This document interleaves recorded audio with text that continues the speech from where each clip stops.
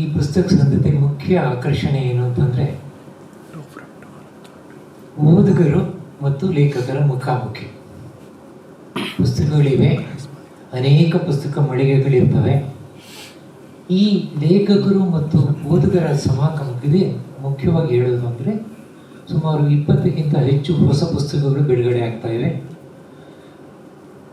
ತುಂಬ ಜನ ಲೇಖಕರು ಅಂದರೆ ಹಿರಿಯರು, ಉದಯೋನ್ಮುಖರು, ಪ್ರಖ್ಯಾತರು, ಅಷ್ಟು ಖ್ಯಾತಿ ಗಳಿಸದೇ ಇರೋ ಲೇಖಕರು ಎಲ್ಲರನ್ನೂ ಕೂಡ ಒಂದೇ ಜಾಗದಲ್ಲಿ ಓದುಗರು ಭೇಟಿ ಮಾಡುವಂಥ ತೀರಾ ಅಪೂರ್ವವಾದ ಅವಕಾಶ ಈ ಪುಸ್ತಕ ಸಂತೆಯಲ್ಲಿ ಇದೆ.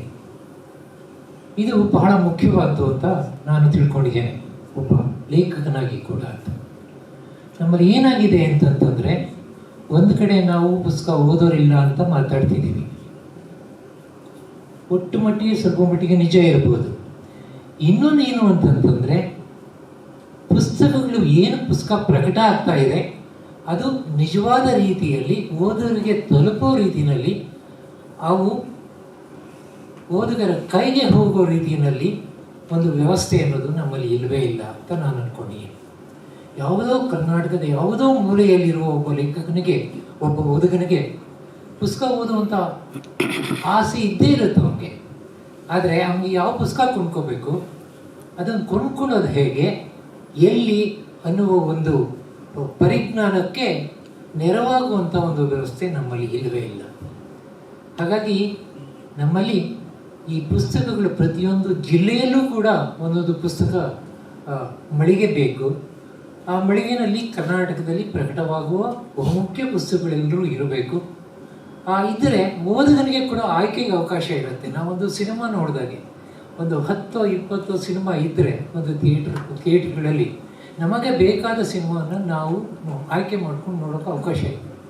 ಪುಸ್ತಕಗಳಲ್ಲಿ ಒಂದೇ ಕಡೆ ನಮಗೆ ಬೇಕಾದಂಥ ಪುಸ್ತಕಗಳನ್ನ ಆಯ್ಕೆ ಮಾಡುವಂಥ ಸ್ವಾತಂತ್ರ್ಯ ನಮಗಿಲ್ಲ. ಯಾಕೆಂದರೆ ಎಲ್ಲ ಪುಸ್ತಕಗಳು ಎಲ್ಲ ಕಡೆ ಸಿಕ್ಕುವಂಥ ಒಂದು ವ್ಯವಸ್ಥೆ ನಮ್ಮಲ್ಲಿ ಇಲ್ಲವೇ ಇಲ್ಲ. ಒಂದು. ಎರಡನೇದಾಗಿ, ಬಹುಶಃ ನನಗೆ ತಿಳಿದ ಮಟ್ಟಿಗೆ ನಾವು ಸಾಹಿತ್ಯ ಸಮ್ಮೇಳನಗಳೆಲ್ಲ ಮಾಡ್ತೀವಿ. ಅಲ್ಲಿ ವೇದಿಕೆ ಮೇಲೆ ಕೂತ್ಕೊಂಡು ಕೆಲವರು ಭಾಷಣ ಮಾಡ್ತಾರೆ, ಓದುಗರು ಇಷ್ಟ ಆದರೆ ಕೇಳ್ತಾರೆ, ಹೊರಟೋಗ್ತಾರೆ. ಈ ಪುಸ್ತಕ ಸಂತೆಯ ವಿಶೇಷ ಏನು ಅಂತಂತಂದರೆ, ಲೇಖಕರನ್ನ ಎಷ್ಟೋ ಜನ ಓದಿರ್ತಾರೆ. ಲೇಖಕರು ಅವರನ್ನು ನೋಡಬೇಕು ಅಂತ ಒಂದು ಆಸೆ ಇರುತ್ತೆ. ಲೇಖಕರಿಗೂ ಕೂಡ ತಮ್ಮ ಓದುಗರು ಯಾರು ಅಂತ ತಿಳ್ಕೊಳ್ಬೇಕು ಅಂತ ಒಂದು ಆಸೆ ಇರುತ್ತೆ. ಅವರಿಗೆ ಬಹಳ ಒಳ್ಳೆಯ ವೇದಿಕೆ ಈ 3 ದಿನಗಳಲ್ಲಿ ಪುಸ್ತಕ ಸಂತೆಯಲ್ಲಿ ಇರುತ್ತೆ.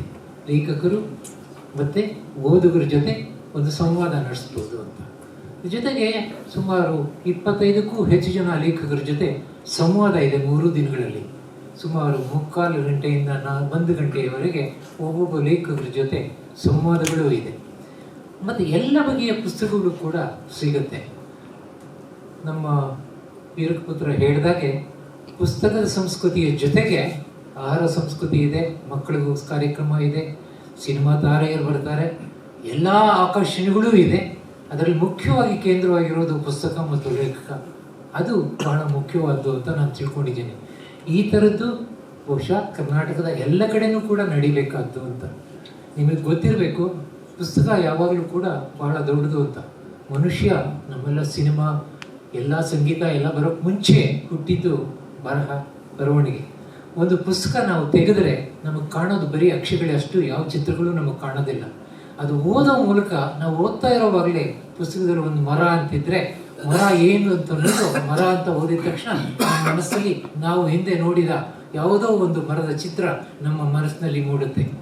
ಆದ್ದರಿಂದ ನಿಜವಾಗ್ಲೂ ಕೂಡ ಪುಸ್ತಕ ಓದುಗರು ಆ ಕಣ್ಣಲ್ಲಿ ಎದುರು ಏನೂ ಇಲ್ಲ. ನಮ್ಮ ಸಿನಿಮಾ ಅಥವಾ ನಾಟಕ ನೋಡಿದಷ್ಟಿಗೆ ಎಲ್ಲವೂ ಕೂಡ ಅದರ ಪ್ಯಾಸಿವ್ ಆಗಿ ನಾವು ಯಾವುದನ್ನು ಸ್ವೀಕರಿಸೋದಿಲ್ಲ ಓದುಗ.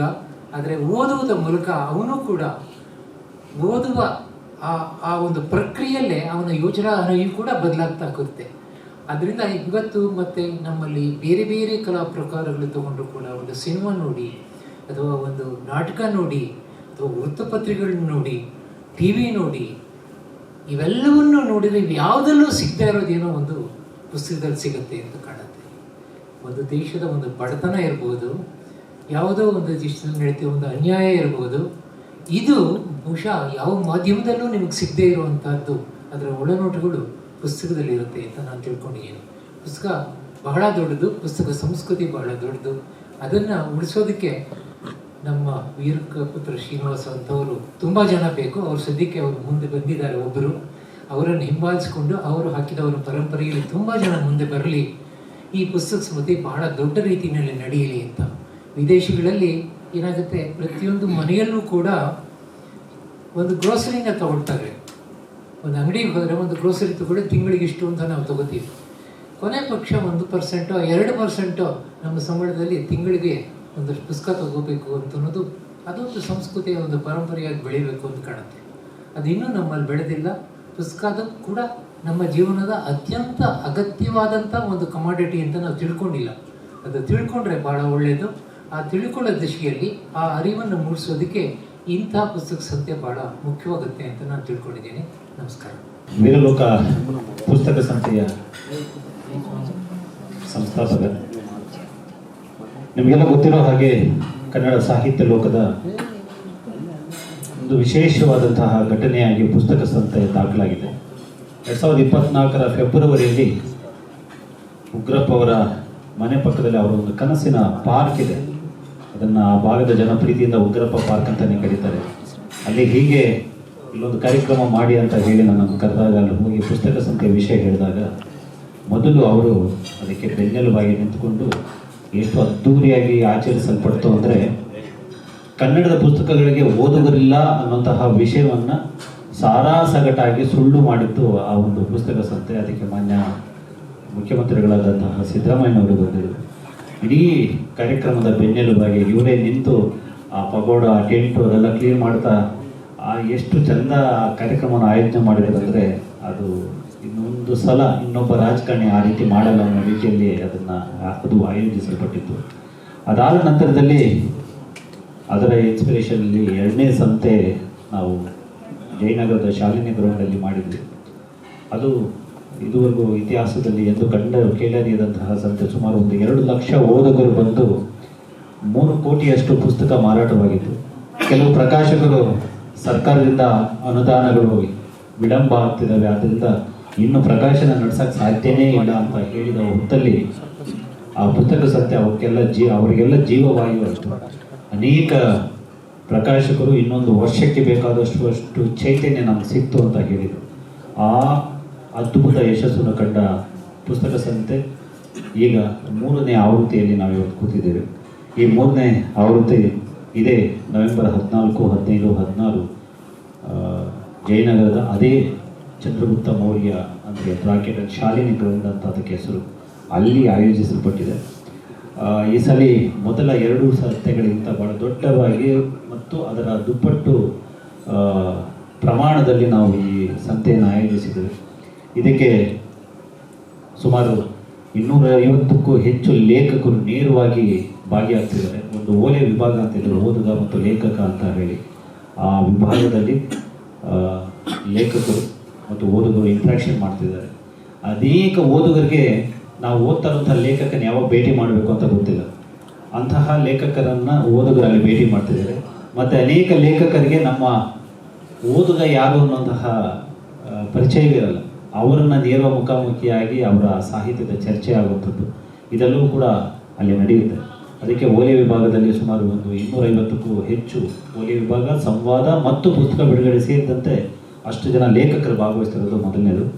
2ನೇದಾಗಿ ಈ ಪುಸ್ತಕ ಸಂತೆಯಲ್ಲಿ ಮಕ್ಕಳನ್ನು, ಬೆಂಗಳೂರಿನ ಅಷ್ಟು ಶಾಲಾ ಕಾಲೇಜುಗಳ ಮಕ್ಕಳನ್ನು ನಾವು ಒಳಗೊಳ್ತಾ ಇದ್ದೀವಿ. ಒಂದು 5-6 ಸಾವಿರ ಜನ ಮಕ್ಕಳು ಇದರಲ್ಲಿ ಭಾಗವಹಿಸ್ತಿದ್ದಾರೆ. ಆ ಮಕ್ಕಳಿಗೋಸ್ಕರ ನಾವು ಅನೇಕ ಕಾರ್ಯಕ್ರಮಗಳನ್ನು ಇಟ್ಟಿದ್ದೇವೆ. ಅದರಲ್ಲಿ ಒಂದು ಆ್ಯಕ್ಟಿವಿಟಿ ಮೂಲಕ ಕನ್ನಡವನ್ನು ಕಲಿಸುವಂಥದ್ದು. 40 ವರ್ಷ ಮೇಲ್ಪಟ್ಟು ಕನ್ನಡಕ್ಕೆ ಯಾವುದೇ ಸಮಸ್ಯೆ ಇಲ್ಲ, ಓದ್ತೀವಿ, ಬರಿತೀವಿ, ಮಾತನಾಡ್ತೀವಿ. ಆದರೆ ಈಗಿನ ಜನ್ರೇಷನ್ ಏನಿದೆ, ಜನ್ಜಿ ಮತ್ತು ಆಲ್ಫಾ ಜನ್ರೇಷನ್ಸ್ ಏನಿದಾವಲ್ಲ, ಅವೆಲ್ಲಕ್ಕೂ ಕೂಡ ಓದೋದು ಮತ್ತು ಬರೆಯೋದು ಕಷ್ಟ ಆಗ್ತಿದೆ, ಮಾತನಾಡಲಿಕ್ಕೆ ಕಷ್ಟ ಆಗ್ತಿಲ್ಲ. ಸೊ ಅವರಿಗೆ ನಾವು ಈ ಕನ್ನಡದ ಬಗೆಗೆ ಆಸಕ್ತಿಯನ್ನು ಮೂಡಿಸೋದಕ್ಕೋಸ್ಕರ ಈ ಸಂತೆ ಅವರನ್ನು ಕಾನ್ಸಂಟ್ರೇಟ್ ಮಾಡ್ತಾ ಇದ್ದೇವೆ. ಭಾಳ ದೊಡ್ಡ ಪ್ರಮಾಣದಲ್ಲಿ ಶಾಲಾ ಕಾಲೇಜುಗಳು ಸ್ಪಂದಿಸಿದ್ದಾವೆ. ಒಂದು 5-6 ಸಾವಿರ ಮಕ್ಕಳು ಬರ್ತಿದ್ದಾವೆ. ಅವರಿಗೆ ಚಟುವಟಿಕೆಗಳ ಮೂಲಕ ಅವರನ್ನು ಒಳಗೊಳ್ಳುವ ಪ್ರಕ್ರಿಯೆಯನ್ನು, ಕನ್ನಡ ಸಾಹಿತ್ಯದ ಅಗಾಧತೆಯನ್ನು ಮತ್ತು ಶ್ರೀಮಂತಿಕೆಯನ್ನು ತೋರಿಸುವಂಥ ಪ್ರಯತ್ನವನ್ನು ನಾವು ಸಂತೆಯಲ್ಲಿ ಅವತ್ತು ಮಾಡ್ತಾ ಇದ್ದೀವಿ. ಜೊತೆಗೆ ಒಂದು ಯಕ್ಷಗಾನ ಕಾರ್ಯಕ್ರಮ ಇದೆ. ಜೊತೆಗೆ ಎಂ ಡಿ ಪಲ್ಲವಿ ಅವರ ಸುಗಮ ಸಂಗೀತ ಇದೆ. ರಾಮಾಯಣ ದರ್ಶನಂ ನಾಟಕದ ಒಂದು ಭಾಗವನ್ನು ನಾಟಕವಾಗಿ ಮಾಡ್ತಿದ್ದೀವಿ. ಜೊತೆಗೆ ಮುಖ್ಯಮಂತ್ರಿಗಳು ಈ ಕಾರ್ಯಕ್ರಮಕ್ಕೆ ಆಗಮಿಸ್ತಿದ್ದಾರೆ. ಉಗ್ರಪ್ಪ ಅವರು ಈ ಕಾರ್ಯಕ್ರಮದ ಉದ್ಘಾಟನೆಯಿಂದ ಕೊನೆ ತನಕ ಇರ್ತಿದ್ದಾರೆ. ಮತ್ತು ನನ್ನ ಪಕ್ಕದಲ್ಲಿ ಇರುವಂಥವರು ಎಸ್ ದಿವಾಕರ್ ಅವರು, ಖ್ಯಾತ ಕಥೆಗಾರರು, ನಮ್ಮ ಡಿ ವಿ ಜಿ ಮಂಕುತಿಮ್ಮನ ಕಗ್ಗ ಆದ ಅವರ ಮೊಮ್ಮಗಳು. ಸೊ ಅವರು ನಮ್ಮ ಜೊತೆಗಿದ್ದಾರೆ. ಮತ್ತು ಈ ಪುಸ್ತಕ ಸಂತೆಯ ಒಂದು ಬೌದ್ಧಿಕ ವ್ಯಕ್ತಿಯಾಗಿ ನಮ್ಮ ಜೊತೆಯಲ್ಲಿ ಅವರಿದ್ದಾರೆ. ಇಡೀ ಸಂತೆಯ ಜವಾಬ್ದಾರಿ ಅವರು ನೋಡ್ಕೊಂಡಿದ್ದಾರೆ. ಸೊ ಈಗ ಅದರ ಆಚೆಗೆ ನಾವು ಒಂದು 100 ಪ್ರಕಾಶಕರು ನೋಂದಾಯಿಸ್ಕೊಂಡಿದ್ದೀವಿ. ಅದರಲ್ಲಿ ನಾವು ಒಂದು 70 ಪ್ರಕಾಶಕರಿಗೆ ಅವಕಾಶವನ್ನು ಕೊಟ್ಟಿದ್ದೀವಿ.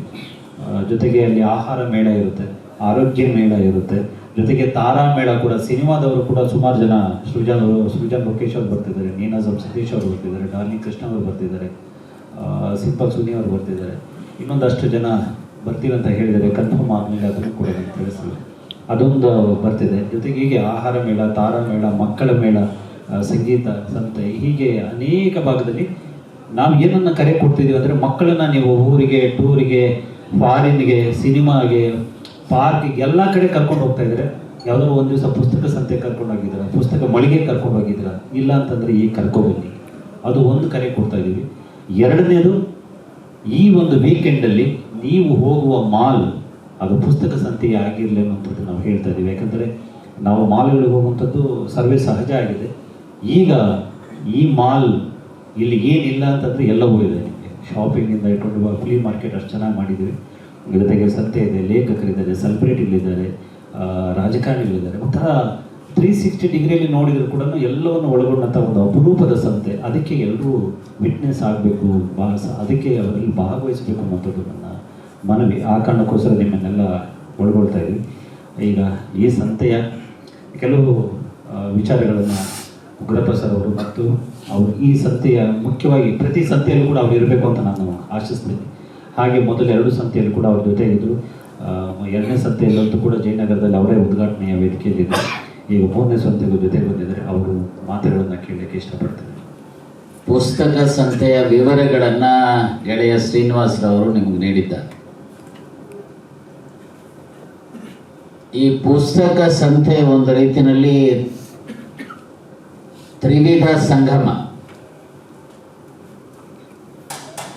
ಈ ತ್ರಿವಿಧ ಸಂಗಮದಲ್ಲಿ ಒಂದು ಕಡೆ ಸಾಹಿತಿಗಳು, ಇನ್ನೊಂದು ಕಡೆ ಪ್ರಕಾಶಕರು, ಇನ್ನೊಂದು ಕಡೆ ಓದುಗರನ್ನ ಒಂದೇ ವೇದಿಕೆಯಲ್ಲಿ ತರತಕ್ಕಂಥ ಪ್ರಯತ್ನ ಕಳೆದ 2 ವರ್ಷಗಳಿಂದ ಮಾಡ್ತಾ ಬಂದಿದೆ. ಇವತ್ತಿನ ಕಾಲಘಟ್ಟದಲ್ಲಿ, ಅದರಲ್ಲೂ 21st ಸೆಂಚುರಿನಲ್ಲಿ ಎಲ್ಲಿ ಮಾಲ್ಗಳ ಸಂಸ್ಕೃತಿ ಜಾಸ್ತಿ ಆಗಿ ಅಥವಾ ಟಿವಿ ಮೊಬೈಲ್ ಸಂಸ್ಕೃತಿ ಜಾಸ್ತಿ ಆಗಿ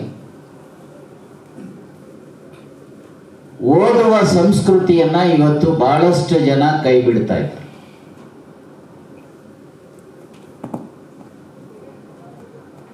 ಬಹುಶಃ ವಿಧಿ ನಮಗೆ ಮೈಗೂಡಬೇಕಾದರೆ ವಿದ್ಯಾ ದದಾತಿ ವಿನಯಂ ವಿನಯ ದಾತಿ ಪಾತ್ರತ ಅಂತ ಹೇಳ್ತಾರೆ. ವಿದ್ಯೆಯಿಂದ ವಿನಯ ಬರುತ್ತೆ, ವಿನಯದಿಂದ ಗೌರವಿಸ್ಕೊಳ್ಪಡ್ತಾರೆ. ಇನ್ನೊಂದು ಕಡೆ ಒಬ್ಬ ಸಾಹಿತಿ ಹೇಳ್ತಾರೆ, ಕ್ಷಣ ಕಣಸಶ್ಚೈವ ವಿದ್ಯಾ ಮರ್ತಂತ ಸಾಧಯೇತ್ ಕ್ಷಣೇನಷ್ಟೇ ಕೃತೋ ವಿದ್ಯಾ ಕಣತ್ಯಾಗೋ ಕೃತೋಧನಂ ಅಂತ. ಪ್ರತಿ ಕ್ಷಣನೂ ಸಹ ವ್ಯರ್ಥ ಮಾಡದೆ ವಿದ್ಯಾರ್ಚನೆಯನ್ನ ಮಾಡಿದರೆ ಹೇಗೆ ವಾಸಿ ಆಗುತ್ತೋ ಹಾಗೆ ಪ್ರತಿ ಕ್ಷಣವನ್ನು ಬಳಸಿಕೊಂಡು ವಿದ್ಯಾರ್ಚನೆ ಮಾಡಿದ್ರೆ ಒಬ್ಬ ಮಹಾನ್ ವಿದ್ವಾಂಸನಾಗಲಿಕ್ಕೆ ಸಾಧ್ಯತೆ ಇದೆ ಅನ್ನುವಂಥದ್ದಿದೆ. ಬಟ್ ಆದರೆ ಅನ್ಫಾರ್ಚುನೇಟ್ಲಿ ಇತ್ತೀಚೆಗೆ ಪುಸ್ತಕಗಳನ್ನು ನೋಡೋದಕ್ಕಿಂತ ಹೆಚ್ಚಾಗಿ ಮೊಬೈಲ್ಗಳಲ್ಲಿ, ವಾಟ್ಸಪ್ಪು, ಇನ್ನಿತರ ಸೋಷಿಯಲ್ ಮೀಡಿಯಾದಲ್ಲೇ ಇವತ್ತು ಕಳೀತಾರೆ. ಬಹುಶಃ ಈ ಸೋಷಿಯಲ್ ಮೀಡಿಯಾದಲ್ಲಿ ಎಷ್ಟರ ಮಟ್ಟಿಗೆ, ಉದಾಹರಣೆಗೆ ನಮ್ಮ ದೇಶದ 2 ಕಣ್ಣುಗಳು ರಾಮಾಯಣ ಮತ್ತು ಮಹಾಭಾರತ. ರಾಮಾಯಣ ಮಹಾಭಾರತ ಅಭ್ಯಾಸ ಮಾಡಿರುವಂತರ ವೈಚಾರಿಕತೆಯನ್ನು ನಾವು ನೋಡಿದ್ರೆ ಅವರ ಪ್ರವೃತ್ತಿಗೂ ಮತ್ತು ಇವತ್ತು ಆಧುನಿಕವಾಗಿ ಸೋಷಿಯಲ್ ಮೀಡಿಯಾ ಮತ್ತೊಂದು ನೋಡುವಂತವ್ರಿಗೂ ಅಜಗಜಾಂತರ ವ್ಯತ್ಯಾಸಗಳಿದ್ದಾವೆ. ಹಾಗಾಗಿ ಇವತ್ತಿನ ಯುಗದಲ್ಲಿ ವಿದ್ಯೆ, ಶಾರದೆ ಮತ್ತು ಲಕ್ಷ್ಮಿಯ ಮಧ್ಯೆ ಒಂದು ರೀತಿ ಸಂಘರ್ಷಗಳು ನಡೀತಾ ಇದೆ. ಲಕ್ಷ್ಮಿ ಇದ್ರೆ ಸಾಕು, ಎಲ್ಲರೂ ಸಮಾಜದಲ್ಲಿ ಬಹಳಷ್ಟು ದೊಡ್ಡ ಮನುಷ್ಯ ಅನ್ನುವಂಥ ರೀತಿಯಲ್ಲಿ ಬಿಂಬಿಸ್ಕೊಳ್ತಕ್ಕಂಥದ್ದನ್ನ ನಾವು ನೋಡ್ತೀವಿ. ಆದರೆ ಲಕ್ಷ್ಮಿಗಿಂತ ಬದುಕಿನಲ್ಲಿ ಶಾರದೆಯ ಅವಶ್ಯಕತೆ ಇದೆ, ಸರಸ್ವತಿಯ ಅವಶ್ಯಕತೆ ಇದೆ. ಅವಳನ್ನ ನಾವು ಮೈಗೂಡಿಸ್ಕೋಬೇಕು, ಅದರಿಂದ ನಮ್ಮ ಬದುಕನ್ನ ರೂಪಿಸ್ಕೋಬೇಕು ಅನ್ನೋ ಹಾಗಿದ್ರೆ ನನಗೆ ಅನಿಸುವಂಥದ್ದು ವಿವಿಧ ಬರಹಗಾರರ ಅಭಿಪ್ರಾಯಗಳನ್ನು ಒಳಗೊಂಡಿರ್ತಕ್ಕಂಥ ಪುಸ್ತಕಗಳನ್ನು ಅಧ್ಯಯನ ಮಾಡತಕ್ಕಂಥದ್ದು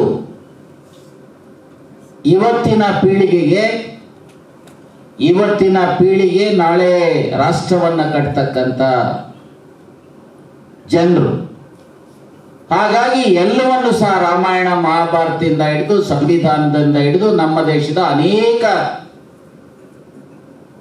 ವಿಚಾರಗಳನ್ನ ಮನನ ಮಾಡಬೇಕು, ಅರ್ಥ ಮಾಡ್ಕೋಬೇಕು ಅನ್ನೋಗಿದ್ರೆ ಪುಸ್ತಕವನ್ನ ಓದತಕ್ಕಂಥ ಕೆಲಸವನ್ನು ಮಕ್ಕಳಿಂದ ಹಿಡಿದು ವಯೋವೃದ್ಧರವರೆಗೂ ಸಹ ಮಾಡತಕ್ಕಂಥ ಕೆಲಸ ಆಗಬೇಕು. ಹಾಗಾಗಿ ಇದರ ಮೂಲಕ ಒಂದು ಕಡೆ ಬರಹಗಾರರಿಗೆ ಮತ್ತಷ್ಟು ಉತ್ತೇಜನ ನೀಡತಕ್ಕಂಥದ್ದು, ಪ್ರಕಾಶಕರಿಗೆ ಮತ್ತಷ್ಟು ಉತ್ತೇಜನ ನೀಡತಕ್ಕಂಥದ್ದು ಮತ್ತು ಓದುಗರಿಗೆ ವಿಶೇಷವಾಗಿ ಓದಿನ ಅವಶ್ಯಕತೆಯನ್ನು ತಿಳಿಸ್ತಕ್ಕಂಥ ದೃಷ್ಟಿಯಿಂದ ಒಂದು ರೀತಿಯ ಜನಾಂದೋಲನವಾಗಿ ಶ್ರೀನಿವಾಸರವರಿಗೆ ಅವರ ಒಂದು ಚಿಂತನೆ ಇದೆ. ಅವರು ಇಡೀ ರಾಜ್ಯದ ಎಲ್ಲ ಜಿಲ್ಲೆಗಳಲ್ಲಿ ಈ ರೀತಿಯ ಸಂತೆಗಳನ್ನು, ಪುಸ್ತಕ ಸಂತೆಗಳನ್ನು ಮಾಡೋದ್ರ ಮೂಲಕ, ಅದರಲ್ಲೂ ಹಳ್ಳಿಗಾಡಿನಲ್ಲಿ ಗ್ರಾಮೀಣ ಭಾಗದಲ್ಲಿರ್ತಕ್ಕಂಥ ಜನರಲ್ಲೂ ಸಹ ಪುಸ್ತಕಗಳನ್ನು ಓದ್ತಕ್ಕಂಥದ್ದಿದೆ. ಆ ಅಭಿರುಚಿಯನ್ನು ಬೆಳೆಸಬೇಕು ಅನ್ನುವಂಥದ್ದು ಏನವರು ಮತ್ತೆ ಈ ಸಂಘಟನೆಯಿಂದ ಹಮ್ಮಿಕೊಂಡಿರ್ತಕ್ಕಂಥದ್ದಿದೆ. ನಾನು ಇಷ್ಟೇ ಹೇಳಲಿಕ್ಕೆ ಬಯಸ್ತೇನೆ, ಈ ಒಂದು 3 ದಿನಗಳ ಕಾಲ ನಡೀತಕ್ಕಂಥ ಇದಕ್ಕೆ ಬೆಂಗಳೂರು ಅಷ್ಟೇ ಅಲ್ಲ, ರಾಜ್ಯದ ವಿವಿಧ ಭಾಗಗಳಿಂದ ಓದುಗರು ಬರಬೇಕು. ಮತ್ತೆ ಬಂದಂಥ ಸಂದರ್ಭದಲ್ಲಿ ವಿವಿಧ ಲೇಖಕರ ಪುಸ್ತಕಗಳನ್ನು ಪರ್ಚೇಸ್ ಮಾಡಿ ಆ ಪುಸ್ತಕಗಳನ್ನು ಓದೋದ್ರ ಮೂಲಕ ತಮ್ಮ ವೈಚಾರಿಕ ವಿಚಾರಗಳನ್ನು ಜನರ ಮುಂದೆ ತೋರುವಂಥ ರೀತಿಯಲ್ಲಿ ಆಗಬೇಕು ಅಂತೇಳಿ ಜನರಲ್ಲಿ ಅತ್ಯಂತ ವಿನಮ್ರವಾಗಿ ನಿಮ್ಮ ಮೂಲಕ ಕೇಳಲಿಕ್ಕೆ ಬಯಸ್ತೇನೆ. Thank you.